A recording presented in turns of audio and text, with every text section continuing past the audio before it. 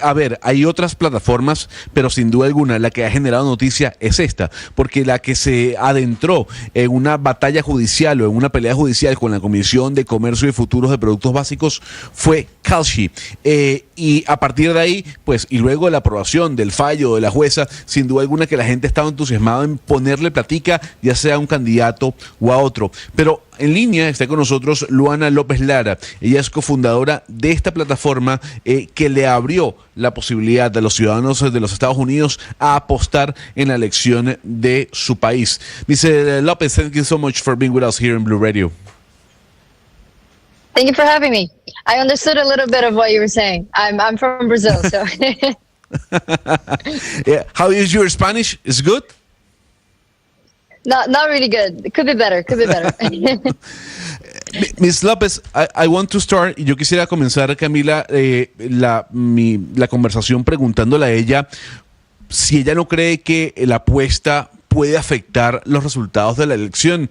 Ms. Lopez, you don't believe that the bidding can affect the results of the election?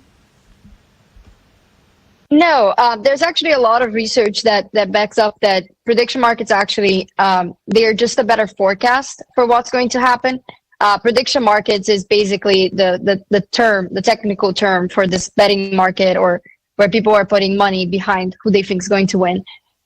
It can't impact the result of an election the same way polls can impact the result of an election. It's just another data point it's a different data point on what's going to happen when the election comes. And because people are putting money behind what they think, so if they think Trump is going to win, they're putting money behind it, you actually get a better forecast because you get penalized because you lose money if you're saying something that is wrong, and you win money if you say something that's right. So it increases actually voter research and participation and all these things. So it's actually a net positive for democracy.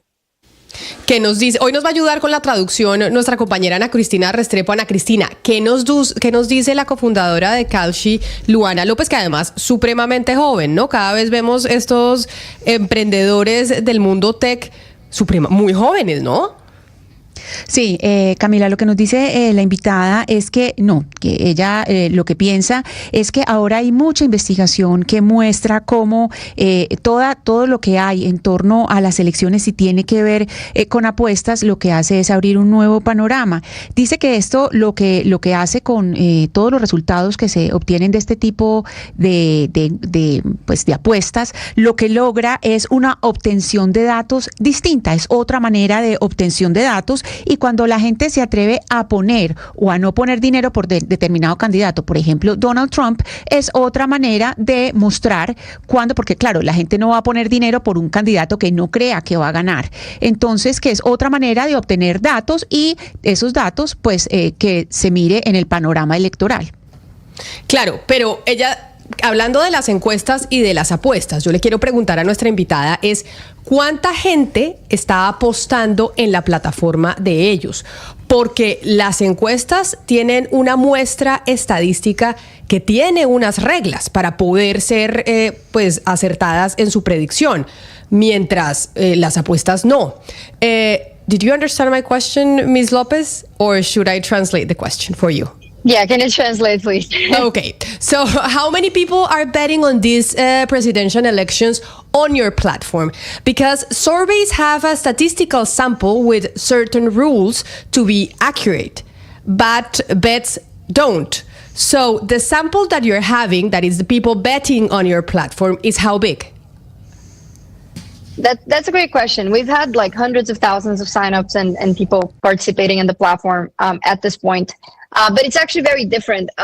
There's a different way to look at this from looking at polls, right? Because people are putting money behind their position. So if someone comes and puts like $10,000, they can do that. They can put up to $100 million into the platform. So it's less about the number of people and more about the price and how that's moving based on supply and demand and all of those things. So people basically, they buy if they think the candidate's odds are too low, they'll buy because they think it's going to go up, or they will sell if they think it's going to go down, and you get this market price that becomes the best forecast. And to actually impact and move these prices, it's very, very, very expensive. So if you're trying to move our market up 2 cents to say like that Trump is now ahead by 2%, right?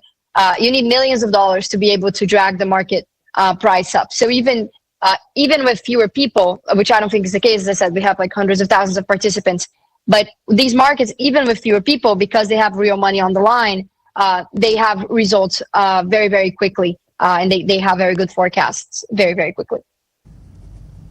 Sí, lo que nos dice la invitada Camila es que pues en la plataforma lo que participan son cientos de miles de personas y que la mirada no debe ser como la mirada que se da a las encuestas, es otra manera de mirarlo. Puede que haya personas que apuesten $10,000, como puede que haya otras que apuesten 100,000, pero que en realidad no se mira el precio que se está apostando, lo que se mira es las personas que están apostando. Entonces es otra manera distinta de verlo, y en este marco pues la gente necesariamente porque apueste más no quiere decir que tiene más razón que los que apuestan menos, es decir, no es la misma relación. El que paga más, digamos, porque quede Donald Trump, es el que tiene más razón, y el que paga menos tiene menos razón, sino que es una forma de participar. Y él dice que ella lo que nos explica es que simplemente este es otro modelo de predicción donde la cantidad de dinero que se apuesta no se mira, sino se mira es las personas que están participando.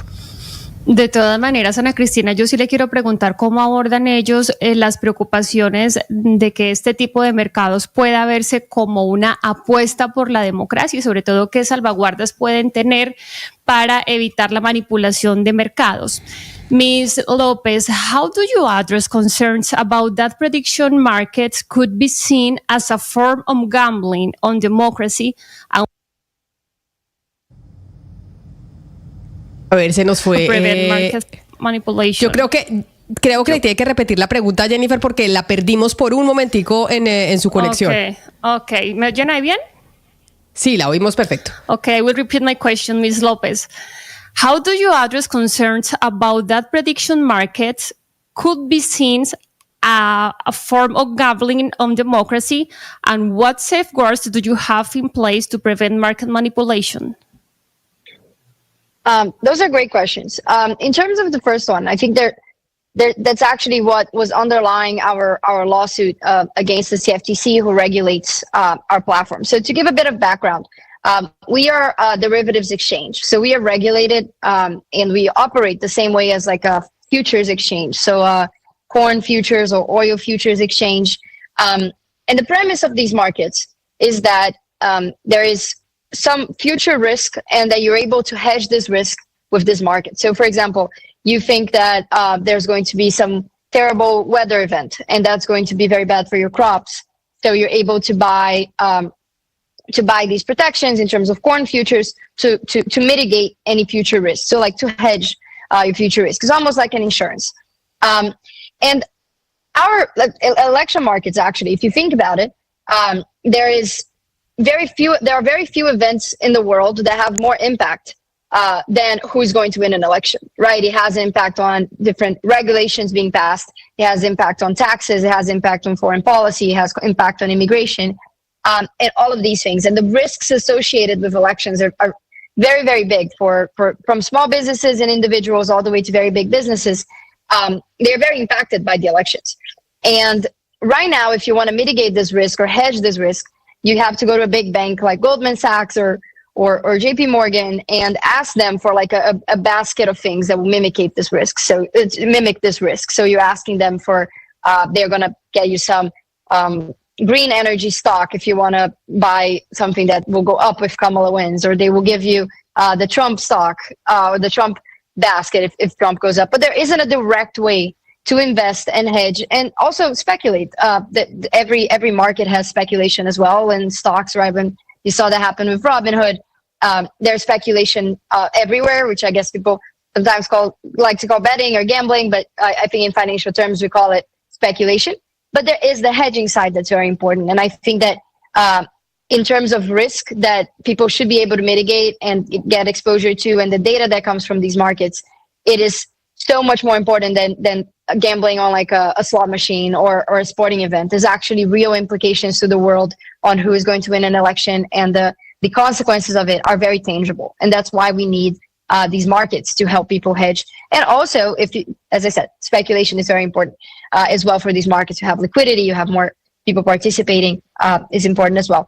In terms of the manipulation point, there's actually been no indication at all that these markets have ever been used to manipulate elections or that any of that is happening. So even though we are the only legal platform in the US where you can do this, there are crypto unregulated illegal platforms where you can do this as well. And there's actually been there's been no indication there's manipulation in any of these. And I think that if you think about the market structure behind it, it becomes very obvious why it's so hard to do it, because let's say in reality there is a 50% chance, let's say like 60% chance that Trump will win. If someone's trying to move his price up, then you have almost free money to bring the market back to what the price should be, because this market actually settles to something at the end of the day, right? Someone's going to win and it's going to be a 1 or a 0.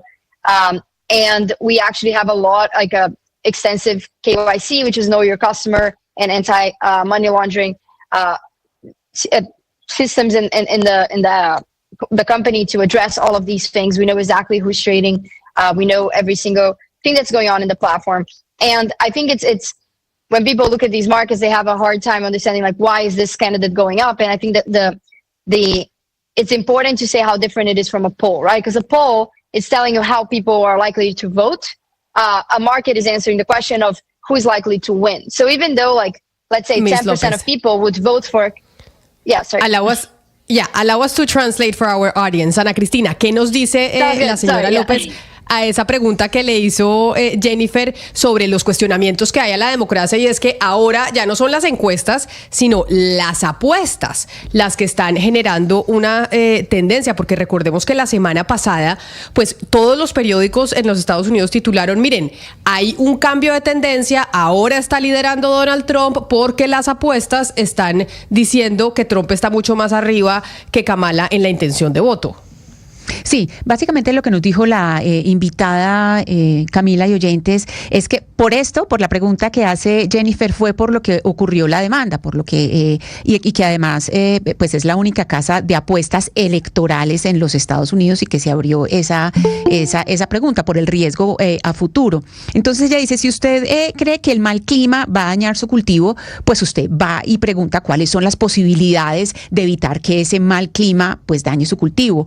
Y ella dice, pocos eventos en la realidad diaria tienen tanto impacto como unas elecciones. Impactan la migración, las políticas públicas, impactan los negocios, y que por eso es tan importante, según ella, este tipo de apuestas.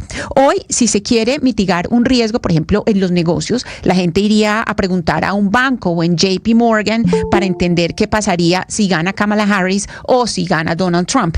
Pero ella dice que claro, por la pregunta de la especulación, que todos los mercados tienen un nivel de especulación, pero que pues aquí lo que ella le interesa, o lo que le interesa pues a la casa de apuestas, es la cobertura, el nivel de cobertura. Ella además dice que no hay ningún indicio, no hay ninguna prueba de que haya manipulación. Si va a mirar pues lo que ha pasado en el mercado de la plataforma, no hay ningún indicio de manipulación, y que es muy distinto lo que usted obtiene de información, una vez más, cuando tiene una encuesta a cuando tiene una apuesta, porque cuando tiene una encuesta usted está mirando cuántas personas votarían, mientras que cuando usted tiene una apuesta, usted lo que mira es algo distinto, y es las personas, pues cuánto están dispuestas a poner cuánto están dispuestos a arriesgar por un candidato o por otro.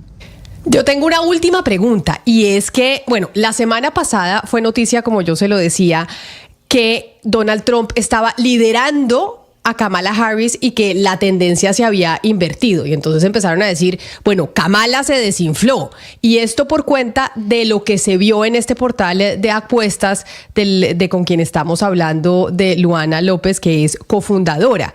¿Por qué cree ella, o por qué se cambió la tendencia en donde ahora en su plataforma Trump está liderando? Ms. Lopez, last week it was news that Donald Trump was heading over Kamala Harris on your platform, on the bets. And that was a huge news. And why do you think the trend changed? Why do you think now on your Yeah. platform, Trump, it's, I don't know if beating Kamala, but at least he's like 5 or 6 points over Kamala?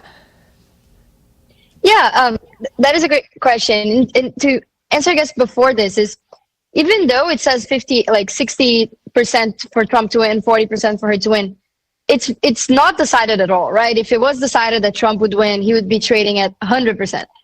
The fact that he's at 60, it's basically a coin flip, but with a slight bias. It's like if you flip a coin and someone says it's a 60% chance you're going to get heads. If you get a tail, there was still a 40% chance that you get the tails. In terms of why Trump is ahead now, I think that is a great question. I think there's a lot of people digging into the data. I think there are some specific Kamala Harris appearances, and I think an interview in Fox News and some other interviews and some other polls that actually the results of the polls inform the traders on how to trade. And I think it's in the United States, you can really kind of trickle it down to the swing states. There are around six states that define the election.